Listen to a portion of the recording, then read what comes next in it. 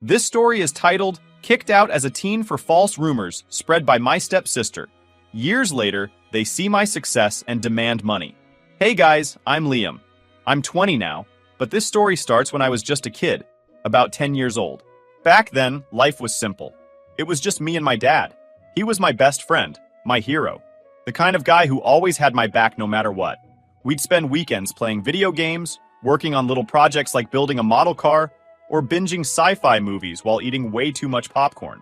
My dad was my everything. And then, one day, he was gone. Just like that. It happened so fast. One morning, he was fine. By afternoon, he'd had a heart attack. And by evening, I was sitting in a hospital waiting room trying to understand how my world had just fallen apart. No warnings, no goodbyes, just gone. Losing him didn't just hurt. It completely wrecked me. He wasn't just my dad. He was the only person who really understood me. I kept thinking, at least I still have my mom, right? We'll get through this together. Within a few months of my dad passing, my mom was suddenly moving on. Her words, not mine. She started seeing this guy named Steve. He wasn't just bad news. He was the whole bad news network. Steve was loud, obnoxious, and always had to be the center of attention. And as if that wasn't enough, he came with a daughter, Sophie. Sophie was a year older than me, and let me tell you, she was a nightmare from day one. She had this way of acting like she owned the world. And me. Steve treated her like some kind of princess. And my mom? She just went along with it. Before I knew it, Steve and Sophie moved in. I didn't even get a heads up. One day I came home from school, and they were just there. And then things started disappearing. My stuff, my space, my life. First, it was my room.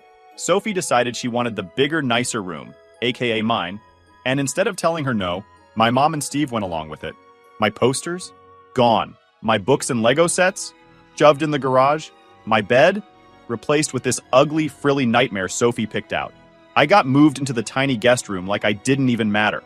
It didn't stop there. Every little thing I had, Sophie wanted. My bike? Gone. My gaming console? Stolen. If I tried to say no, Steve would go on about how Sophie deserves it more because she's older or more responsible. Yeah, sure, Steve. Responsible kids totally need 2 bikes and my limited edition games. But it wasn't just about the stuff. Steve made it his mission to make my life hell. He criticized everything I did, from how I loaded the dishwasher to how I did my homework. If I forgot to take the trash out one time, he'd act like I'd burned the house down. And the worst part? He constantly compared me to Sophie. Sophie's so much smarter. Sophie's so much more respectful. Sophie would never make a mess like this. It was like living in a bad sitcom where I was the punchline for every joke. And my mom? She didn't stand up for me, not even once. She'd either agree with Steve or stay completely silent, which honestly felt worse. It was like she just stopped caring. I kept telling myself things would get better, that maybe this was just an adjustment period. But as the months dragged on, it became painfully clear. This wasn't temporary. This was my new reality. By the time I turned 12, I'd learned how to survive, or at least how to stay under the radar. But Sophie thrived in her role as the golden child. Steve worshipped her, and my mom bent over backward to make her happy. Meanwhile, I was invisible, unless someone needed someone to blame. And trust me, Sophie was great at that. At first, it was small stuff. She'd spill a drink and blame me. She'd lose her homework, and somehow that was my fault too. My mom and Steve always believed her. I'd get grounded or yelled at for stuff I didn't even do. But Sophie didn't stop there. She got creative. The worst thing she ever pulled. I just aced this huge math test. A big deal because I sucked at math. My teacher even made a point to compliment me in front of the class. For the first time in forever, I felt proud of myself. But of course, Sophie couldn't let me have that. I was walking home from school that day when Sophie intercepted me. She had that fake sweet smile she always used when she was about to screw me over. "Hey, Liam," she said. "Can I borrow your backpack? Mine's broken." Now, I didn't trust her, obviously. But if I said no, Steve would find some way to twist it into me being selfish. So I handed over my bag, and Sophie skipped off like she just won a prize. The next morning, everything went to hell. I got called into the principal's office out of nowhere. I'd never been in trouble at school, so I had no idea what was going on. When I walked in, there was Sophie, crying her crocodile tears. The principal held up a stack of test papers, stolen test papers, and said they'd been found in my backpack. My brain short-circuited. I tried to explain that I had no idea how they got there, But Sophie jumped in with this award-winning performance. "I saw him sneaking them out of the teacher's desk," she cried. "I told him it was wrong, but he wouldn't listen. It was all a lie, but nobody believed me." The principal just shook his head, and before I knew it, I was being expelled. Not suspended, expelled. My mom had to come pick me up, and the entire way home, Steve was losing his mind in the car. "You're a disgrace," he shouted. "How could you embarrass this family like that?" I kept trying to defend myself, but Steve wasn't having it. My mom didn't say a word. When we got home, Steve told me to pack my things. "You're not staying here," he said. I thought my mom would stop him. I thought she'd stand up for me, or at least ask for more time to figure things out, but she didn't. She just let it happen. That night, I left with nothing but a garbage bag full of clothes and a whole lot of resentment. My mom didn't say goodbye. She didn't try to stop Steve. She didn't even look at me as I walked out the door. But Steve didn't just kick me out over the test papers or even the usual lazy, disrespectful spiel. Oh no, he decided to dig up every single thing he could pin on me, no matter how ridiculous or unrelated. It was like he'd been holding onto a grudge list for years, just waiting for the right moment to unload it all at once. First, Steve accused me of ruining Sophie's birthday last year. What did I do? Did I set the cake on fire? Did I pop all her balloons? Nope. I showed up late because I had to work a shift at my part-time job. I even texted her to let her know I'd be late, but somehow that made me selfish and unsupportive. Never mind that I handed her a gift card worth half my paycheck because I couldn't afford anything fancy. According to Steve, I didn't make her feel special. So clearly, I was the worst brother in the world. Then he brought up the infamous Wi-Fi incident. A few months ago, Sophie and I had a small fight over the router because she wanted to stream some makeup tutorial while I needed to upload a school project. Apparently, me asking her to wait 10 minutes was proof that I didn't respect her passions. Steve even threw in, "You could have failed that project and it wouldn't have mattered as much as Sophie's dreams." Yeah, okay, Steve, because contouring tutorials are definitely more important than my grades. But the real was when he blamed me for the time our cat Mittens ran away. I didn't even know he was serious at first. I thought he was joking, but nope, dead serious. He claimed it was my fault because I left the window open. For the record, I wasn't even home that day. It was Sophie who opened the window to air out the smell of nail polish. But somehow, in Steve's mind, I was still responsible because, as the older sibling, you should have been watching her. The cat came back 2 days later, by the way. But Steve conveniently left that part out of his rant. Then, there was the time I got sick and stayed home from a family dinner. Apparently, me having the flu was ruining family bonding. Steve went on this tirade about how I didn't value traditions and always had an excuse to avoid the family. I was literally lying in bed with a fever of 102. But sure, Steve, I totally faked being sick to get out of eating overcooked turkey. And just when I thought it couldn't get worse, Steve hit me with the Christmas tree story. A couple of years ago, I accidentally knocked over the Christmas tree while reaching for an ornament. It was a total accident. I even helped clean it up right after, but Steve never let it go. He actually brought it up as if it was some major betrayal of trust. "You've been careless for years, Liam. Remember when you ruined Christmas?" Ruined Christmas. Because of a tree. I was 15. What was I supposed to do? Defy gravity? The most insane accusation, though? Steve said I was the reason their car got a flat tire last month. I wasn't even in the car when it happened. Sophie borrowed it to go to some party, but Steve insisted I must have done something to it, because I'd been the last one to take out the trash near the driveway. He genuinely thought I sabotaged the car out of spite. Like, yes, Steve, I'm clearly a master of tire destruction in my free time. By the end of it, I felt like I was in some twisted sitcom where every ridiculous misunderstanding got pinned on me. Steve basically painted me as the ultimate villain in the story of Sophie's perfect life. Meanwhile, Sophie just stood there with her fake tears and innocent, "I'm so hurt" act. She even added, "I don't know why Liam hates me so much." Like she wasn't the mastermind behind all of this. Steve's final words as I walked out the door, "Maybe being out on your own will teach you some responsibility." Yeah, Steve, because getting framed for stealing test papers, ruining birthdays, and scaring off cats clearly screams irresponsible. So here I am, sitting on my grandpa's couch with a garbage bag full of clothes, wondering how I became the family scapegoat for every weird, random thing that's ever happened. If you're wondering whether I've heard from them since I left, not a single text, call, or apology. But knowing Steve, he's probably still blaming me for stuff, like global warming or the traffic on his way to work. Living with my grandpa felt like stepping into a completely different world. For the first time in years, I didn't feel like I was walking on eggshells. He didn't yell, didn't criticize me for every little mistake, and most importantly, He didn't treat me like a burden. He gave me a safe place to just exist and figure out what the hell I wanted to do with my life. At first, I didn't know what to do with myself. I was angry all the time. At Steve, at Sophie, at my mom, and honestly, at the universe for taking my dad away. My grandpa must have noticed, but he didn't push me to talk about it. Instead, he handed me an old laptop one day and said, "Here, see if you can get this thing working again. It's been sitting in my closet forever." I didn't think much of it at first, but I sat down and started tinkering. It was slow going, but something about fixing that dusty old laptop felt satisfying. It gave me a sense of control I hadn't felt in years. When I finally got it running, I showed it to my grandpa, expecting him to just say, "Good job." Instead, he said, "You've got a knack for this. Maybe you could turn it into something more." That planted a seed in my brain. Around the same time, I started playing around with design software. My dad had introduced me to it when I was a kid. He was a mechanical engineer and used to show me how he created blueprints for projects. I downloaded a free trial of a 3D design program and started teaching myself the basics. Before long, I was hooked. By the time I hit high school, I had a solid routine. I'd go to school during the day, come home, and spend my evenings teaching myself how to code and design. I wasn't some prodigy or anything, but I liked the challenge. Plus, it felt good to build something for myself, something no one could take away. Meanwhile, my mom, Steve, and Sophie stayed in the background of my life like a bad memory I couldn't quite shake. My mom texted me a couple of times in the first few months after I moved in with my grandpa, but it was always surface level stuff like, "Hope you're doing okay," or "Let me know if you need anything." She never apologized or even acknowledged what had happened. Steve? Radio silence, which was fine by me. Sophie, though, couldn't resist stirring the pot. She'd send me these smug texts every so often, bragging about her perfect life. "Dad just got me a new car." Or, "Mom and I are in Hawaii. You should come visit." Oh wait, never mind. It pissed me off, sure, but I refused to give her the satisfaction of responding. Instead, I threw myself into my work.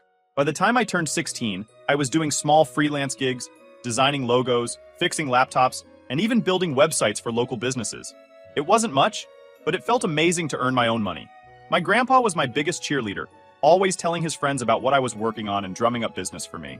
One day, he handed me a stack of bills. Cash from the neighbors he'd convinced to hire me to update their computer systems. "You've got a talent, kid," he said. "Don't let anyone tell you otherwise." Hearing that meant everything. After years of being told I wasn't good enough, it felt like someone finally believed in me. But no matter how well things were going, I couldn't stop thinking about my mom. I kept replaying the moment she stood there, silent, while Steve threw me out. Part of me wanted to call her, to yell at her, and demand answers. But the other part of me, the bigger part, just wanted to forget she existed. The thing is, forgetting isn't as easy as people make it sound. Every time I saw someone post a picture with their mom on social media, I felt this weird mix of anger and sadness. I hated her for what she did, but I also missed her. Or maybe I missed the version of her I thought existed before Steve and Sophie came into the picture. When I was 17, my mom showed up unannounced at my grandpa's house. I was in the middle of working on a freelance project, a logo design for a local coffee shop, when I heard the knock on the door. My grandpa answered it, and the next thing I knew, she was standing in the living room. She looked different, tired. Her hair was messy, her clothes were wrinkled, and she had this defeated look in her eyes that I'd never seen before. "Liam," she said softly, like she was trying not to spook me. "I wanted to see you." I stared at her, not sure what to say. She hesitated for a moment, then added, "Things haven't been easy lately. Steve, he lost his job, and Sophie's struggling with school. We're barely holding things together." Translation: "We're broke, and we need help." I waited for her to get to the point, and sure enough, she did. "I know you've been doing well with your design work. Maybe you could help us out? Just until we get back on our feet." I laughed. I couldn't help it. It was just so absurd. "You mean you want me to bail you out after everything you did?" I asked, crossing my arms. Her face crumpled. "Liam, I know I made mistakes." "Mistakes?" I interrupted. "You let Steve treat me like garbage. You let Sophie ruin my life. And then you kicked me out. That's not a mistake, Mom. That's a choice." She didn't try to deny it. Instead, she started crying, which only made me angrier. "I'm sorry," she said between sobs. "I should have done more to protect you." "Yeah, you should have," I snapped. "But you didn't. And now you want me to help you? Help Sophie? You've got to be kidding me." She didn't have an answer for that. I stood there for a moment, staring at the woman who was supposed to be my mom, and realized something. I didn't feel sorry for her. Not even a little bit. "I don't owe you anything," I said finally. And I definitely don't owe Sophie. Before she could say anything else, I walked out of the room. My grandpa must have overheard the whole thing, because when I sat down at the kitchen table, he gave me a nod of approval. "You did the right thing, kid," he said. For the first time in years, I felt free. That conversation with my mom was a turning point for me. I stopped hoping she'd change or that she'd suddenly realize what she'd done. Instead, I focused all my energy on building the life I wanted. A life where I didn't need her, or Steve, or anyone else who tried to tear me down. By the time I graduated high school, my freelance business was taking off. I wasn't making a ton of money, but it was enough to start thinking about the future. I enrolled in online classes for graphic design and programming, figuring I'd combine the two into a career. And every step of the way, I kept this one thought in the back of my mind. I'm going to prove them wrong. By the time I was 18, my freelance work had grown from side gigs into a full-on career. I was building websites, designing logos, and even coding small apps for local businesses. It wasn't glamorous, but it paid the bills and gave me the independence I'd been craving. I'd saved up enough to move out of my grandpa's house and into a tiny apartment, which, by the way, was basically a closet with a kitchen. Still, it was mine, and that was all that mattered. Meanwhile, my family, they were spiraling. Sophie's picture-perfect life started cracking first. She got into this fancy private college, because of course she did, but she didn't last long. Turns out, when you build your whole life on lies, it eventually catches up to you. Sophie had lied on her application, faked recommendation letters, and somehow managed to plagiarize her way through most of high school. When the college found out, they kicked her out without a second thought. Steve wasn't doing much better. His business ventures had always been sketchy, but now they were falling apart completely. He owed money to everyone: creditors, former clients, the government. I didn't know the details, but rumors were swirling that he'd been caught embezzling funds from one of his projects. And my mom? She was stuck in the middle of the mess, clinging to the sinking ship that was her marriage. I wasn't paying close attention to any of this. I'd unfollowed Sophie on social media ages ago, and my mom's occasional texts were easy to ignore. But one day my grandpa called me. "Did you hear about your mom?" he asked. "No," I said cautiously. "She lost the house. Bank took it." I didn't say anything. I wanted to feel something. Anger, sadness, satisfaction. But I felt nothing. "They're staying with friends for now," he added. "Steve's in some legal trouble." "Shocker," I muttered. My grandpa sighed. "Just thought you should know." I thanked him and hung up, then went back to work on a project I was coding for a client. But the conversation stuck with me. It wasn't like I wanted them to fail or anything. Okay, maybe I did a little. But hearing that they'd hit rock bottom didn't bring me the satisfaction I thought it would. Still, I couldn't help but think, they brought this on themselves. A few weeks later, I got a text from my mom. "Mom, hi Liam, can we talk?" I stared at my phone for a solid 5 minutes before replying. "Me, what do you want?" She didn't answer right away, but when she finally did, it was exactly what I expected. "Mom, we're in a tough spot right now. Steve is gone, Sophie's struggling, and we really need help. You're doing so well with your career. I thought maybe you could lend us a hand." I couldn't believe the audacity. "Me, you want me to help the people who ruined my life? Seriously?" "Mom, I know we've made mistakes, but we're family. That has to count for something." "Family. Yeah, right. Me. It counted for something when I was 10, and you let Steve and Sophie treat me like garbage. But now, so much. Don't text me again." I blocked her number after that. It wasn't even about being petty. It was about protecting myself. But apparently my mom doesn't give up that easily. A few months later, I was at work, freelancing from my apartment, which basically meant coding in sweatpants while eating cereal, when I got served with legal papers. My mom was suing me. Yep, you read that right. She was claiming that I owed her financial support as her child. At first I laughed, like actually laughed out loud. The sheer absurdity of it was hilarious. But as I kept reading, the anger set in. This wasn't just a desperate attempt to guilt trip me. She'd actually hired a lawyer. Luckily, my grandpa came through for me again. He connected me with his own lawyer, a retired guy who took the case because, in his words, "This is the dumbest thing I've ever heard." When we got to court, my mom tried to play the victim. She sobbed about how hard her life had been, how Steve had manipulated her, how she'd always loved me but didn't know how to show it. The judge wasn't buying it. My lawyer presented evidence of all the years of neglect, including testimonies from teachers and neighbors who'd witnessed how I was treated.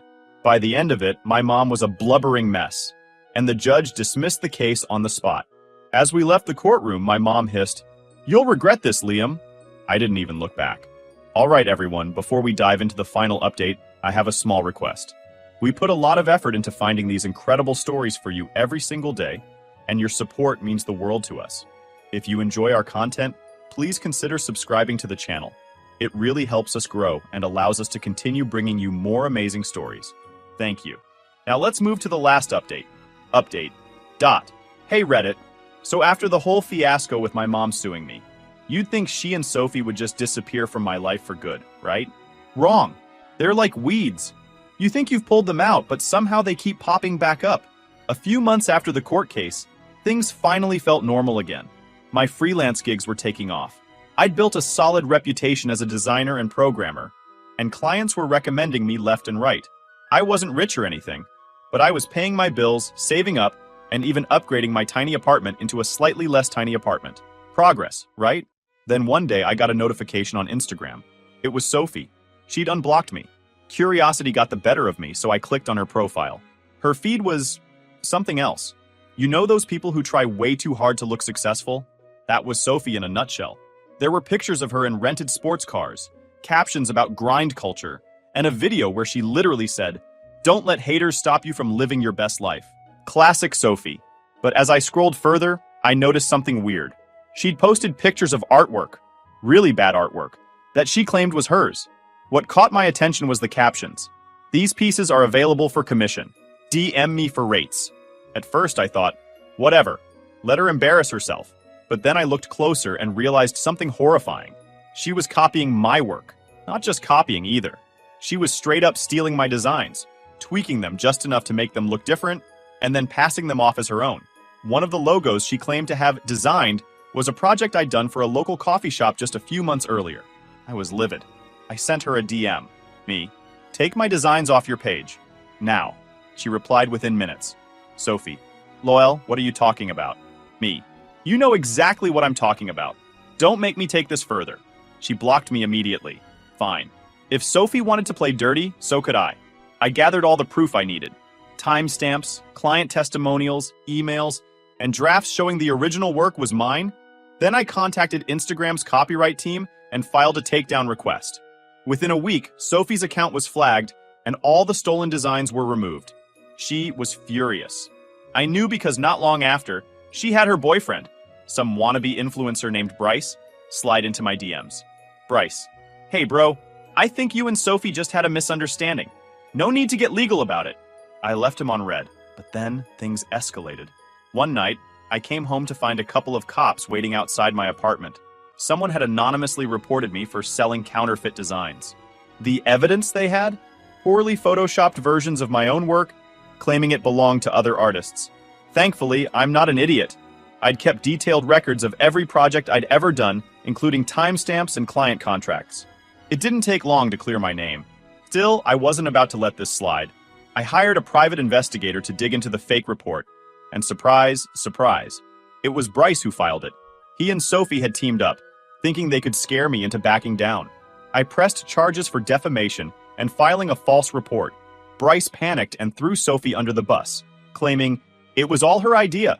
The texts between them told a different story, though. Long story short, they both got slapped with fines, and Sophie's reputation in our small community took a major hit. I thought that would be the end of it. But then, a few months later, my studio got broken into. I'd finally saved up enough to rent a small office space to work out of. It wasn't anything fancy, but it was my sanctuary, a place where I could focus on coding, designing, and growing my business. So when I walked in one morning and saw the place trashed, I was devastated. Several of my original designs, including works in progress, were gone. At first, I thought it was a random burglary, but then I checked the security footage. It was Sophie. She'd actually broken into my studio, wearing a hoodie and sunglasses like she was some kind of low-budget criminal mastermind. I filed a police report immediately. The cops showed up at her door, and she tried to play dumb, but the evidence was overwhelming. Not only was she caught on camera, but she'd also posted pictures of the stolen designs on her Instagram, claiming they were part of her new collection. The stolen pieces were returned, but most of them were damaged beyond repair. At this point, I was done. Done with Sophie, done with my mom, done with the whole mess. I tightened security at my studio, installed an alarm system, and started focusing solely on my work. Sophie and my mom have gone radio silent since the break-in. Steve is still in prison, and Bryce dumped Sophie after their legal drama. As for me, I'm thriving. My freelance business has turned into a full-time career, and I've recently started working with bigger clients, companies I used to dream of designing for. I've even started developing my own software projects, combining my love of design and coding into something I'm really proud of. The best part? I did it all on my own. To anyone out there dealing with toxic family members, let me just say this. You don't owe them anything. Blood doesn't give them the right to ruin your life. Build your own path and don't look back.